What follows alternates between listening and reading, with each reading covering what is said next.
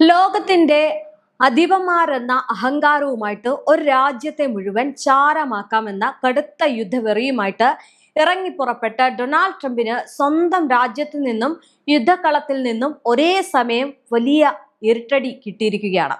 ഈ കോൺഗ്രസിന്റെയോ സ്വന്തം സെനറ്റിന്റെയോ അനുമതി ഇല്ലാതെ എല്ലാ അന്താരാഷ്ട്ര നിയമങ്ങളെയും കാറ്റിൽ പറത്തി ട്രംപ് അഴിച്ചുവിട്ട ഈ ഒരു നിയമവിരുദ്ധ യുദ്ധം ഇന്ന് അമേരിക്കയുടെ ചരിത്രത്തിലെ തന്നെ ഏറ്റവും വലിയ നാണക്കേടായിട്ട് മാറിക്കഴിഞ്ഞു. കാരണം ഈ യുദ്ധത്തിൽ ഇറാന്റെ മുന്നിൽ അമേരിക്ക അക്ഷരാർത്ഥത്തിൽ മുട്ടുമടക്കിയിരിക്കുന്നു.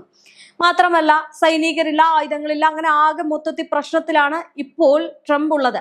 ഇനി ഇറാന്റെ നെഞ്ചിലേക്ക് കയറി വന്ന US-ന്റെ അത്യാധുനിക പടക്കപ്പലുകൾക്കും യുദ്ധവിമാനങ്ങൾക്കും പശ്ചിമേഷ്യൻ മണ്ണിൽ കരിഞ്ഞു വീഴാനായിരുന്നു യോഗം. ട്രംപിന്റെ തലതിരിഞ്ഞ യുദ്ധതന്ത്രങ്ങൾ കാരണം ഇന്ന് വൻ പ്രതിസന്ധിയിലായിരിക്കുന്നത് അമേരിക്കൻ സൈന്യവും അവിടുത്തെ സാധാരണ ജനങ്ങളുമാണ്.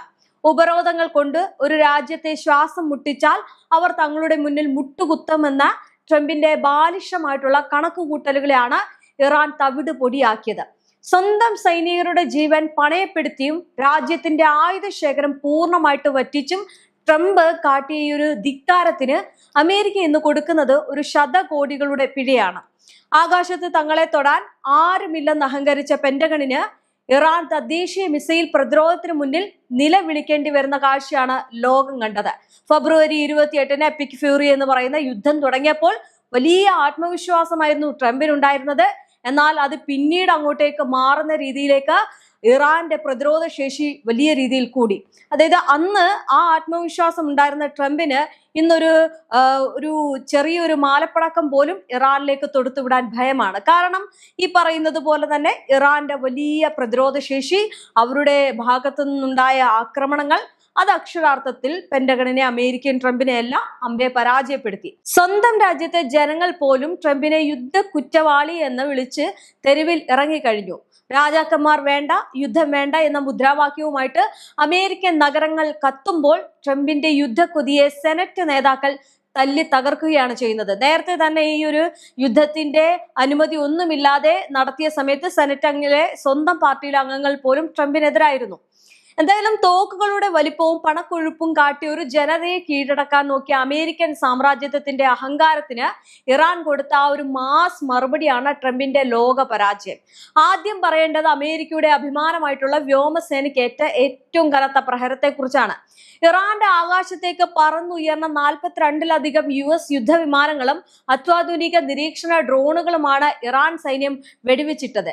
ഇതിൽ അമേരിക്കൻ സാങ്കേതിക വിദ്യയുടെ അവസാന വാക്കായ $700 മില്യൺ വിലയുള്ള റഡാർ നിരീക്ഷണ വിമാനവും വൻതുക മുടക്കി നിർമ്മിച്ച MQ-4C ട്രൈറ്റൻ ഡ്രോണും ഉൾപ്പെടുന്നുണ്ട്. ആകാശത്ത് തങ്ങളെ തൊടാൻ ആരുമില്ല എന്ന് US-ന്റെ ഹുങ്കാണ് ഇറാൻ മിസൈലുകൾ ആകാശത്ത് വെച്ച് തന്നെ ചാരമാക്കിയത്. യുദ്ധത്തിന്റെ ആദ്യ 24 മണിക്കൂറിൽ മാത്രം നോക്കുകയാണെങ്കിൽ അമേരിക്ക പ്രയോഗിച്ചു തീർത്തത് 200 ടോമോഹോക്ക് മിസൈലുകൾ ഉൾപ്പെടെ $779 മില്യൺ ആയുധങ്ങളാണ്.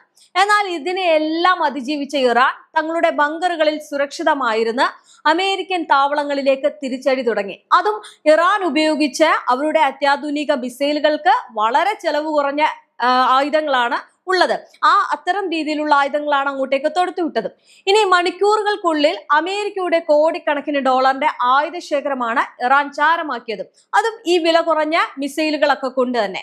വെറും ഒരു പണം മാത്രമല്ല, തങ്ങളുടെ യുദ്ധതന്ത്രം പാടെ പിഴച്ചതിന്റെ നിരാശയിലാണ് ഇപ്പോൾ പെന്റഗൺ ഉള്ളത്. അതായത് പണവും വലിയ വലിയ പൈസ അല്ലെങ്കിൽ പണം കൊടുത്തുകൊണ്ട് അവർ വാങ്ങിച്ചിട്ടുള്ള മിസൈലൊക്കെ ലോകത്തിന് മുന്നിൽ കാണിച്ചു കഴിഞ്ഞാൽ അവരെല്ലാം ട്രംപിന് മുന്നിൽ അടിയറവ് പറയും എന്നുള്ള ഒരു അഹങ്കാരം അവർക്കുണ്ടായിരുന്നു. പക്ഷേ ഇറാന്റെ പ്രതിരോധം വന്നതോടുകൂടി രണ്ട് കാര്യങ്ങൾ അവർക്ക് മനസ്സിലായി. ഒന്ന്, ഈ പണവും ഹുങ്കും അല്ല, അല്ലെങ്കിൽ വലിയ മിസൈൽ ഉണ്ടായിട്ട് കാര്യമില്ല എന്നുള്ളത്. അതായത് എത്രത്തോളം പ്രതിരോധ ശേഷിയുണ്ടോ, അല്ലെങ്കിൽ എങ്ങനെയാണ് അതിനെ കാണുന്നത്, ആ യുദ്ധതന്ത്രം എങ്ങനെ കൊണ്ടുപോകുന്നു എന്നതിലാണ് വലിയ കാര്യം എന്നുള്ളത് അമേരിക്ക ഇപ്പോൾ മനസ്സിലാക്കിയിരിക്കുകയാണ്.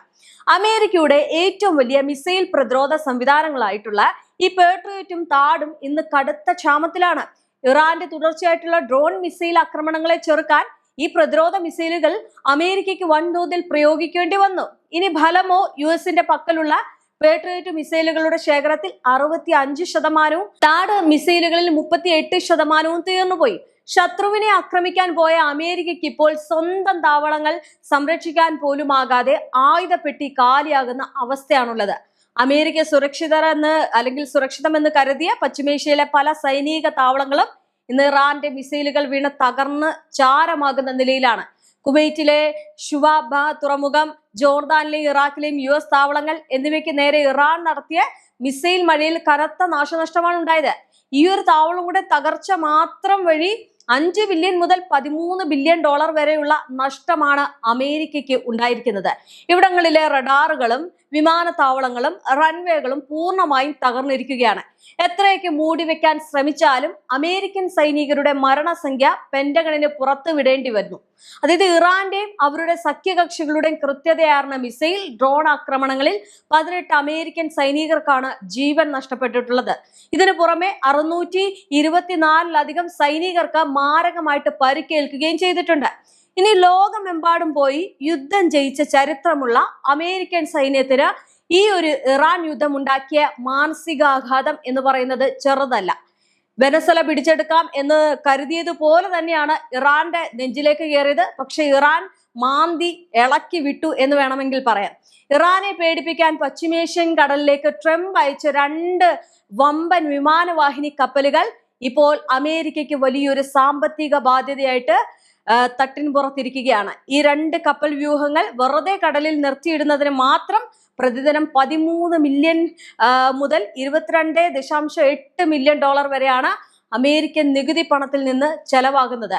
ഇറാൻ കപ്പലുകളെ ലക്ഷ്യമിട്ട് കടലിൽ വിന്യസിച്ച ഈ കപ്പലുകൾ ഇപ്പോൾ ഇറാന്റെ കടൽ തീര മിസൈലുകളെ പേടിച്ച് ഉൾക്കടലിലേക്ക് മാറി നിൽക്കേണ്ട ഗതികേടിലാണ്. അതായത് മൊത്തത്തിൽ ഭയമാണ്. ഇനി ഈ കപ്പലും കൂടി പോയി കഴിഞ്ഞാൽ അമേരിക്കയുടെ പക്കലൊന്നുമില്ല, ആയുധം കാലിയായി, യുദ്ധം ചെയ്യാനുള്ള പണമില്ല. ഇപ്പോൾ കസേര ഏത് നിമിഷവും തെറിയിക്കുന്ന ഒരു അവസ്ഥയിലേക്ക് എത്തി. കാരണം സ്വന്തം ജനങ്ങൾ തെരുവിലിറങ്ങുന്ന ഈ ഒരു സാഹചര്യത്തിൽ ഇടക്കാല തെരഞ്ഞെടുപ്പിൽ ഒരുപക്ഷെ ട്രംപിന്റെ കസേര തെറിക്കാം എന്നുള്ള രീതിയിലേക്കാണ് കാര്യങ്ങളുടെ കടപ്പ്. വർഷങ്ങളായിട്ട് അമേരിക്കയും യൂറോപ്യൻ രാജ്യങ്ങളും ഏർപ്പെടുത്തിയ കടുത്ത സാമ്പത്തിക ഉപരോധങ്ങളിൽ തളരാതെ സ്വന്തം കാലിൽ നിന്ന് ഇറാൻ വികസിപ്പിച്ചെടുത്ത പ്രതിരോധ സാങ്കേതിക വിദ്യയാണ് ഈ യുദ്ധത്തിൽ അമേരിക്കയെ ഏറ്റവും കൂടുതൽ ഞെട്ടിച്ചത്. വില കൂടിയ അമേരിക്കൻ യുദ്ധവിമാനങ്ങളെ വെറും തുച്ഛമായിട്ടുള്ള ചിലവിൽ നിർമ്മിച്ച ഡ്രോണുകളും മിസൈലുകളും ഉപയോഗിച്ചാണ് ഇറാൻ നേരിട്ടത്. പണക്കൊഴുപ്പ് കൊണ്ടല്ല, കൃത്യമായിട്ടുള്ള യുദ്ധതന്ത്രം ഞാൻ നേരത്തെ പറഞ്ഞതുപോലെ തന്നെ ഇറാൻ ഉണ്ടായിരുന്നു. ഇറാൻ അമേരിക്കൻ പടയെ നേരിട്ടതും അവർക്ക് തിരിച്ചടി നൽകിയതും ആ ഒരു തന്ത്രം വഴിയാണ്. യുദ്ധം ഇറാനിലാണെങ്കിലും അതിന്റെ ആഘാതം അനുഭവിക്കുന്നത് അമേരിക്കയിലെ സാധാരണ ജനങ്ങളാണ്. അവിടെ സാധാരണ ജനങ്ങൾ അല്ലെങ്കിൽ അവരുടെ ജീവിതത്തെ ഒന്നും തന്നെ ട്രംപ് നോക്കിക്കാണുന്നില്ല. യുദ്ധം തുടങ്ങിയതോടെ അന്താരാഷ്ട്ര വിപണിയിൽ അസംസ്കൃത എണ്ണ വില കുതിച്ചുയർന്നു. അമേരിക്കയിൽ ഇന്ധന വിലയും വണ്ടി ഓടിക്കാനുള്ള ചെലവുകളും സർവ്വകാല റെക്കോർഡിലേക്കാണ് വന്നിരുന്നത്.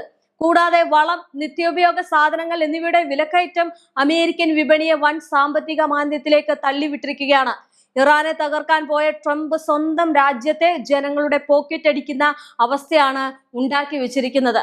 പെന്റഗൺ പുറത്തുവിട്ട ഔദ്യോഗിക കണക്കുകൾ കേവലം 25 ബില്യൺ ഡോളർ ആണെങ്കിലും സ്വതന്ത്ര ഏജൻസികളുടെ പഠനങ്ങൾ പറയുന്നത് ഈ യുദ്ധം കാരണം അമേരിക്കയ്ക്ക് ഉണ്ടായത് ആകെ നഷ്ടം 113.3 ബില്യൺ ഡോളർ കടന്നിരിക്കുകയാണ് എന്നതാണ്. അതായത് ഏകദേശം 9.5 ലക്ഷം കോടിയിലധികം ഇന്ത്യൻ രൂപ. ഒരു രാജ്യത്തെ കീഴ്പ്പെടുത്താൻ ഇറങ്ങിത്തിരിച്ച അമേരിക്കയ്ക്ക് സ്വന്തം സാമ്പത്തിക ഭദ്രത തന്നെ പണയം വെക്കേണ്ടി വന്നു. എന്നിട്ട് ഒന്നും തന്നെ പിടിച്ചെടുക്കാൻ കഴിഞ്ഞിട്ടില്ല. ഈ യുദ്ധം ട്രംപിന്റെ രാഷ്ട്രീയ ജീവിതത്തിലെ ഏറ്റവും വലിയ പരാജയമായിട്ട് മാറിക്കഴിഞ്ഞിട്ടുണ്ട്. ഈ യുദ്ധത്തിലൂടെ ഇറാൻ ലോകത്തിന് കാട്ടിക്കൊടുക്കുന്നത് ഒന്നു മാത്രമാണ്. തോക്കുകളുടെ വലിപ്പം നോക്കിയല്ല യുദ്ധം ചെയ്യിക്കുന്നത്, മറിച്ച് പോരാനാടുള്ള നെഞ്ചൂക്കും തന്ത്രവും നോക്കിയാണ്. പശ്ചിമേഷ്യയിലെ അമേരിക്കൻ അധിനിവേശത്തിന് ഇറാൻ ശക്തമായിട്ടുള്ള ഒരു വിരാമ ചിഹ്നമാണ് ഇട്ടിരിക്കുന്നത്. ട്രംപ് എത്രയൊക്കെ വീരവാദം മുഴക്കിയാലും ഇറാൻ കൊടുത്ത ഈ ഒരു ഇരുട്ടടിയിൽ നിന്ന് കരകയറാൻ അമേരിക്കയ്ക്ക് വർഷങ്ങൾ വേണ്ടിവരും എന്ന കാര്യത്തിൽ യാതൊരു സംശയമില്ല. അക്ഷരാർത്ഥത്തിൽ നിലം പതിച്ച അവസ്ഥയാണ്. സ്വന്തം രാജ്യത്തിനകത്ത് പ്രതിഷേധം, സെനറ്റ് അംഗങ്ങൾ, സ്വന്തം പാർട്ടിയിൽ അംഗങ്ങൾ ട്രംപിനെ കഴിഞ്ഞു.